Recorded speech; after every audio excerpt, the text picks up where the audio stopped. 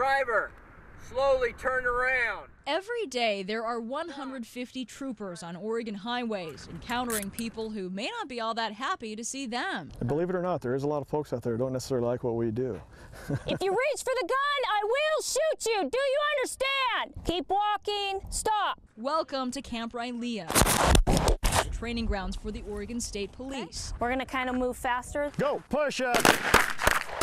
Okay, ground your pistol.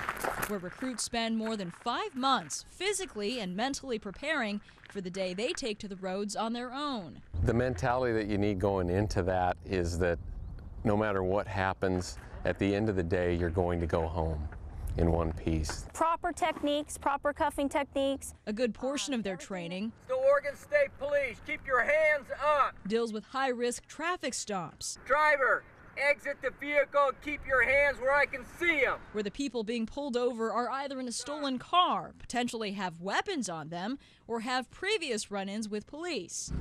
It was a traffic stop a couple of weeks ago that resulted in this shootout on I-5 in Albany.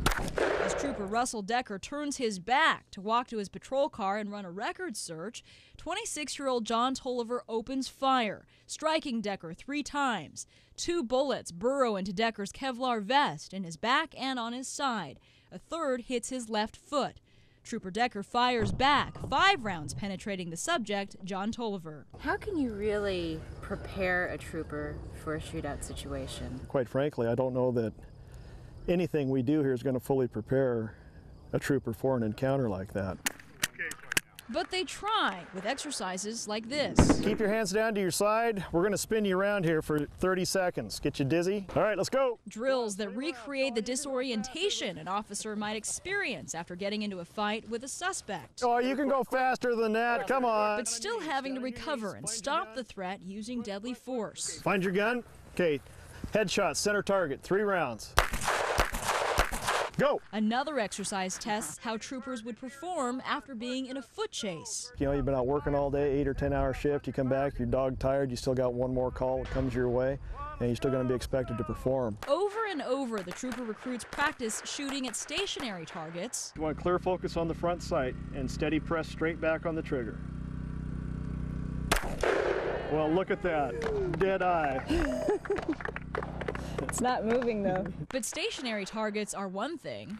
Part of the training is shooting at moving targets.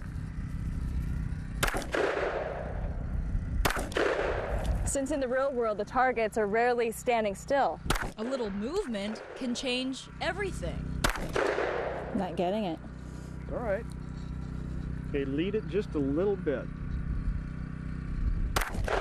In deciding whether to use deadly force, the recruits are trained to consider 4 things: whether the subject has means to harm the trooper or others, Did you see the gun? whether they're showing intent, either by obeying or disobeying verbal commands, You get a feel for them pretty early on how they're going to go. what kind of opportunity the subject has to cause harm, meaning their proximity to others, and preclusion. That's a term troopers use to indicate whether no other force options would bring the subject under control. Bring your left hand back to the small of your back. I feel like we can manage the risk, and I also don't feel like there's anything you do in life that is guaranteed to be without risk. Do you hope it never happens? Oh, I pray that it never happens. I hope that I never have to draw my pistol and fire on another person. If they do, these recruits know they've done just about everything they can to be prepared.